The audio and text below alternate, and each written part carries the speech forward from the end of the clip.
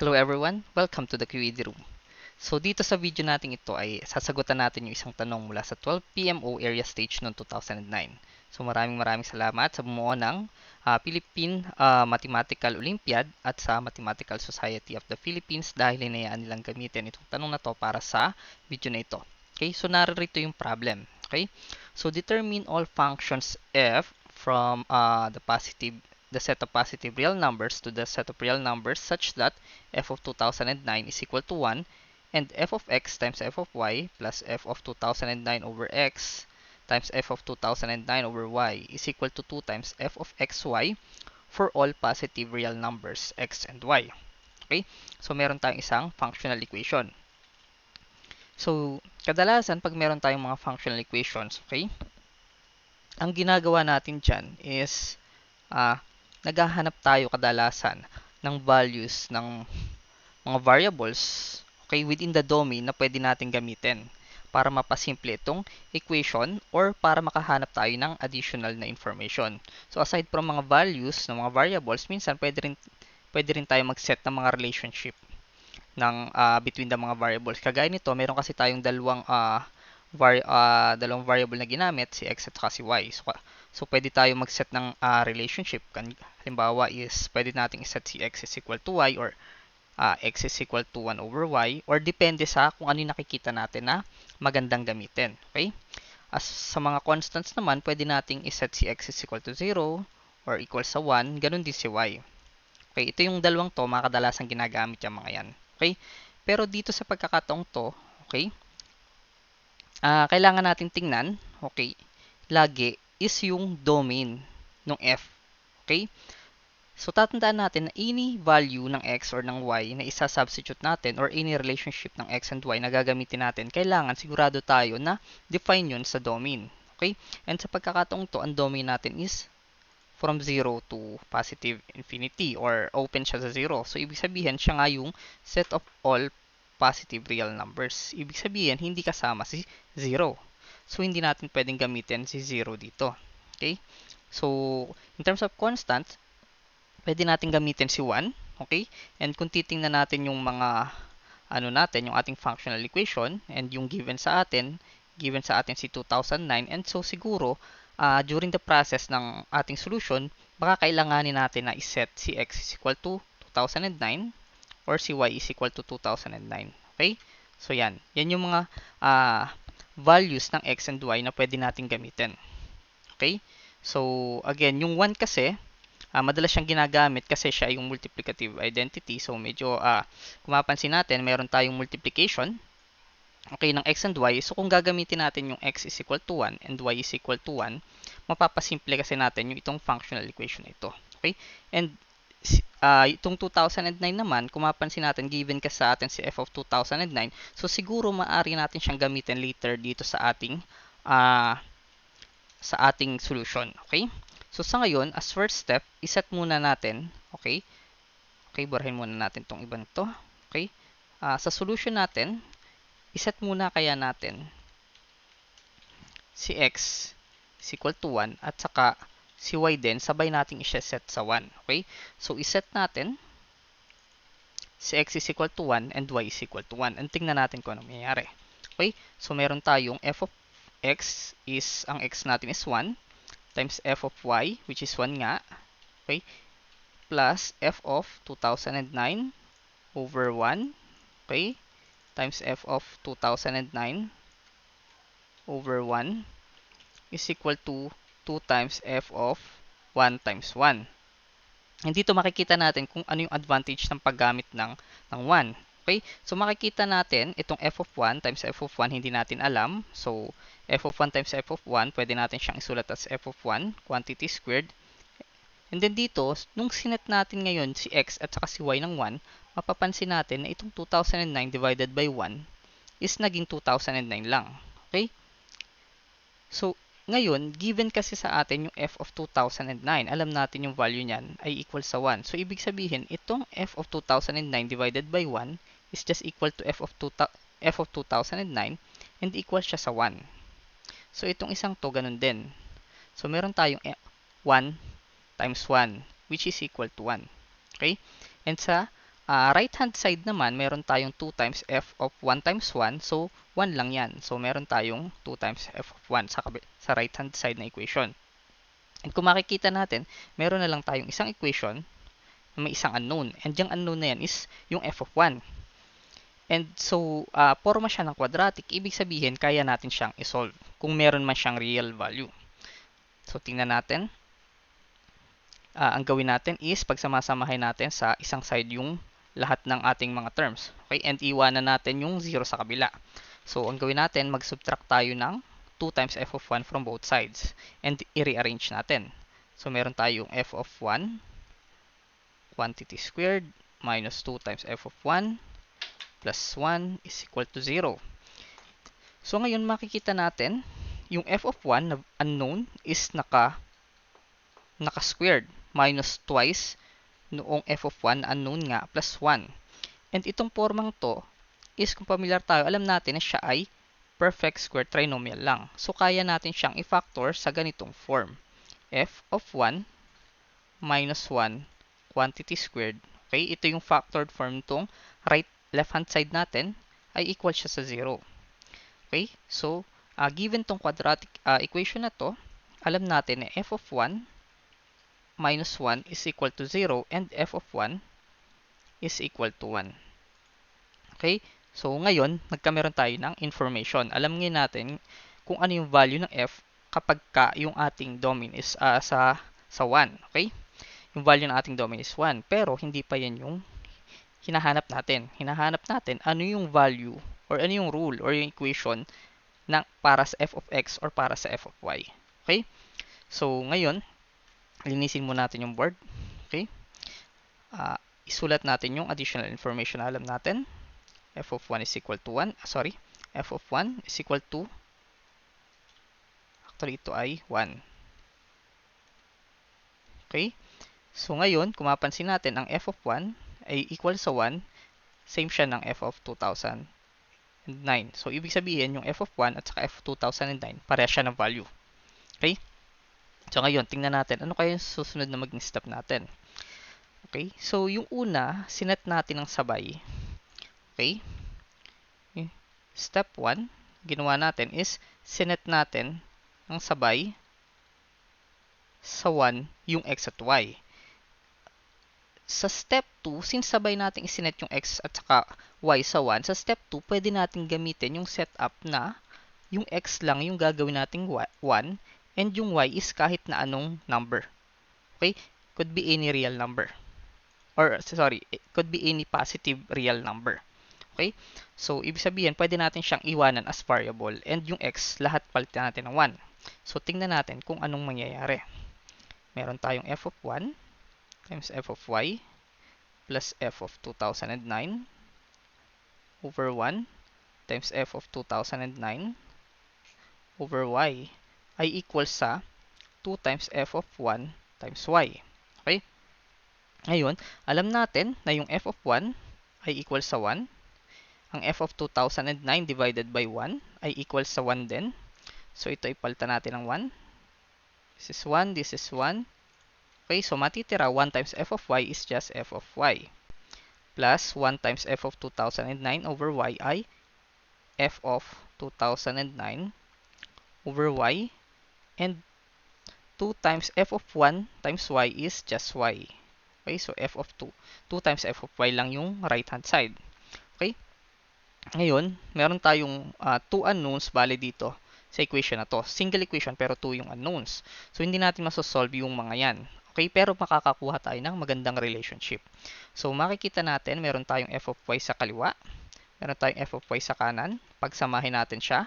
So, mag-subtract tayo ng f of y from both sides. Matitira sa atin is f of 2009 over y ay equal sa f of y. Okay? So, again, hindi pa tayo nakakakuha ng explicit na rule para sa f of y or f of x. Pero, nakahanap tayo ng additional na information. Okay? So, kailangan pa nating ituloy yung ating solution. So, burahin muna ulit natin. Then, sulat natin yung ating mga information na alam. F of 1 is equal to 1 and f of y is equal to f of 2009 over y. Okay? So, yung step 1 natin, sinet natin ng sabay sa 1 yung x at y. Step 2, sinet natin sa 1 yung x, pero yung y kahit na anong positive real numbers. So, itry naman natin, kaya iset ngayon sa step 3. Iset natin si x sa 2009. Again, sa umpisa ng video, sinabi natin na baka may gamit si 2009 dito. Okay? Kasi marami tayong 2009 sa ating original na given. Okay? And actually, yung second na information na meron tayo, meron din tayo nakikitang 2009. So, siguro magandang idea kung iset natin yung x sa 2009. Okay? And tingnan natin kung ano mangyayari. Okay? Set natin siya sa 2009. So, meron tayong f of 2009 times f of y. Okay, so si y is kahit na anong real, positive real numbers ulit. Okay, si x lang yung papalitan natin ng 2009. Okay, plus f of 2009 over 2009 times f of 2009 over y is equal to 2 times f of 2009 y. Okay, and so, pag in-inspect natin yung ating resulting na functional equation, makikita natin kung ano yung advantage ng paggamit ng 2009 kay x. So, unang-una, meron tayo ditong 2009 over 2009, f of 2009 over 2009. So, alam natin na siya ay just f of 1. Okay, 2009 divided by 2009 is 1. So, magiging f of 1 to, which is equal to 1 lang. Alam natin yan. So, given din sa atin yung f of 2009, alam natin ito ay equal sa 1 lang din. Okay? Kaya ibig sabihin, halos nakapag-reduce tayo, nakapagtanggal tayo ng ilang mga unknowns. Aside from that, may iiwan sa atin itong f of y at saka f of 2009 over y na meron tayong relationship na nakuha, which is ito nga.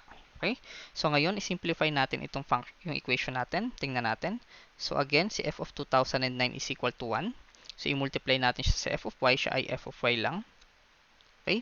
Plus, ito is magiging f of 2009 over y lang is equal to 2 times f of 2009 over y. Okay? So, ngayon, makikita natin meron tayong f of y and f of 2009 over y. Meron tayong gantong relationship. So, pwede nating palitan yung isa dyan o kahit alin. Okay, okay lang. So, for this case, ang gusto kong palitan is si f of 2009 over y. Gagawin ko siyang f of y. Okay, gagawin ko siyang f of y. Okay, so meron tayong f of y plus f of y is equal to 2 times f of 2009y. Okay, so meron tayong 2 times f of y ay equals to 2 times f of 2009y. And so, dividing both sides by 2, meron tayong f of y ay equals to f of 2009y. Okay? So, again, meron na naman tayong additional na information pero hindi pa rin natin nakukuha yung ating hinahanap na explicit na rule. So, burahin lang muna ulit natin yung ating mga information, mga solution dito and i-rewrite natin yung ating mga additional information. So, meron tayong f of 1 is equal to 1. Meron tayong f of y is equal to f of 2009 na i-divide mo ng y kung ano man yun. And tandaan natin na ito ay equal lang din sa f of 2009 y. Okay? So, meron tayong tatlong values na alam natin na laging equal yung values. Okay? Tatlong f values na laging equal. Okay? And dito sa point na to, kailangan nating tandaan na ang y is just a placeholder. It's a variable. So, walang meaning yung paggamit ng y. Pwede akong gumamit ng kahit na anong variable name or placeholder as long as i-define natin siya na siya ay isang positive real numbers. So, ibig sabihin, kahit gumamit ako ng x dito, pwede ko siyang isulat as f of x is equal to f of 2009 over x is equal to f of 2009x. Okay? So, yun. So, ibig sabihin, yun nga, si y is just a placeholder, a variable na pwede kong palitan ng kahit anong variable na gusto ko as long as masasatisfy niya tong domain na to. Okay? So, importante yan dito sa susunod nating step, which is ang gagawin natin is isa-set natin ngayon si y into 2009 x. Okay? So, bakit natin isa-set siya sa ganito? Ano yung idea? Okay? So, kung titingnan kasi natin, yung huli nating nakuha na equation or relationship is merong forma ng 2009y. Okay? Ito. Okay? So, given itong huling relationship na nakuha natin, so baka pwede nating gamitin, okay, itong value ng 2009x, i-substitute natin dito sa part na to, para makakuha tayo ng meaningful na information. Okay? So, tingnan natin kung ano mangyayari. Alam natin na ang f of y is just 2009. So, papalitan natin yung x, yung mga y dito, mga y values dito, ng 2009x. So, alam natin na ito ay equal dapat sa f of 2009 over y, which is equal nga siya sa 2009 x, ay equal sa f of so sorry. So, teka, pasobra tayo ng isa. So, ngayon, alam natin to, itong equation na to. So, f of y is equal to f of 2009 over y. So, pinalitan natin yung y ng 2009x. So, ngayon, mapapansin natin kasi na yung 2009 sa taas at 2009 sa baba magka-cancel. Okay? And alam natin na yung f of 2009x ay equal sa f of x. Okay, saan siya galing? Dito. Dito siya galing. Okay? So, alam natin na ito ay equal sa f of x. And alam natin na ito ay magka-cancel yung 2009 at 2009. May iwanan tayo ng f of 1 over x. So, again, meron tayong additional na information na nalaman. Na yun nga is ang f of x is equal to f of 1 over x. So, isulat natin siya dito. Pero hindi pa rin natin nakukuha yung explicit na equation na gusto natin. So, kailangan pa natin ng additional na work. Pero tingnan natin yung alam natin, okay? Kung mapansin natin, yung ating functional equation, meron siyang x at meron siyang f kung saan yung x ay nasa ibaba. Meron siyang y at saka y kung saan, f kung saan ang y ay nasa ibaba. And nakuha natin itong relationship na ito. Okay? So, siguro, okay, possible na ang susunod nating step is ito. I-set kaya natin ngayon si y into 1 to 1 over x. Okay? And tingnan natin kung anong mangyayari. So, before yan, isulat muna natin yung mga information na alam natin ulit. Okay? So, f of y is equal to f of 2009 over y is equal to f of 2009y, and f of x is equal to f of 1 over x. Okay? So again, yun nga pala ipapaliwanag ko lang isa. Since alam natin na ang x is always positive, a real number, okay? Since yun yung definition natin, then alam natin yung 1 over x, okay? Yung 1 over x is always real din number na positive. Okay? So, ibig sabihin, itong relationship na to is mag-hold for any value ng x sa domain ng f. Okay? And ito rin. Itong relationship na to is mag-hold sa kahit na anong value ng x and y sa domain. Since yung x natin is positive real number, so automatic yung 1 over x will be positive din. And since hindi pwedeng maging 0 yung x natin, since positive real number nga, then yung y natin is laging defined for any value of x. Okay, so itong relationship na to is magho-hold sa kahit na anong value ng x and y sa domain. Okay? So ngayon, tingnan natin kung ano mangyayari pag sinet natin si y is equal to 1 over x. Meron tayong f of x. Palitan natin yung y ng 1 over x. Sorry. Okay? Plus f of 2009 over x times f of 2009 over y, which is 1 over x, ay equals sa 2 times f of x times 1 over x. Okay? So, itong f of 1 over x, alam natin na siya ay just f of x. Okay? So, meron tayong f of x times f of x. Alam natin ngayon na itong f of 2009 over x is just f of x din. Okay? F of x lang din to. Sorry. F of x lang din to. So, ngayon, itong part na to, siya ay equal sa, so kukunin natin yung reciprocal ng 1 over x and then mo multiply sa 9. Siya ay f of 2009x. Which is, alam din natin na equal din lang siya sa f of x. Okay? Is equal to 2 times f of x times 1 over x is just 1. Okay? So, ibig sabihin, meron tayong gantong equation. F of x times f of x plus f of x times f of x is equal to 2 times f of 1. So, f of 1, alam natin na siya ay 1. Okay? So, meron tayong f of x squared plus f of x squared ay equal sa 2. Okay? So, equal lang siya sa So, ngayon, mapapansin natin na meron tayong isang equation na meron lang iisang unknown. And yung unknown na yun is f of x. Okay?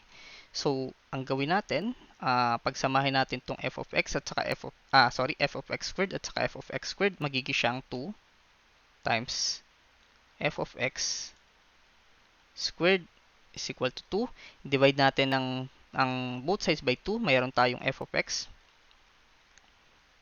quantity squared is equal to 1. So, anong technique man ang gusto natin, okay, para mahanap yung f of x, this is just a quadratic equation in terms of f of x.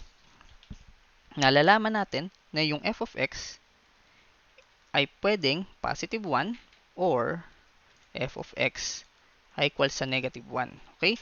So, ngayon, nalaman natin yung f of x is just a constant function. Okay? Pero, dalawa yung possible na sagot. F of x and f of negative x.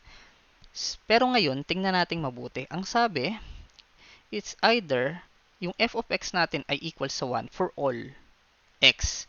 Kahit na anong x ang ilagay natin, 1. Or, possible din na ang f of x natin ay equal sa negative 1 for all x. Okay? So, tingnan natin, ano ba yung given information sa atin? Alam natin na kapag ka ang x is 2009, kailangan ang value ng f ay 1. Okay? Which is impossible mangyari dito sa case na ito. Okay? Kasi laging yung 1 yung f kahit na anong value pa ng x. Okay? So, ibig sabihin, hindi natin pwedeng gamitin itong solution na to. And so, the only solution is this one. Okay? Ang natitirang solution ngayon is f of x is equal to 1. And yan lang yung ating nag-iisang solution. Okay? So, sana may natutunan kayo and nagkameron tayo ng konting insight kung paano mag-solve ng mga functional equations. So, kung nagustuhan niyo yung video, please like and subscribe. So, maraming salamat sa inyo. Thank you sa panonood.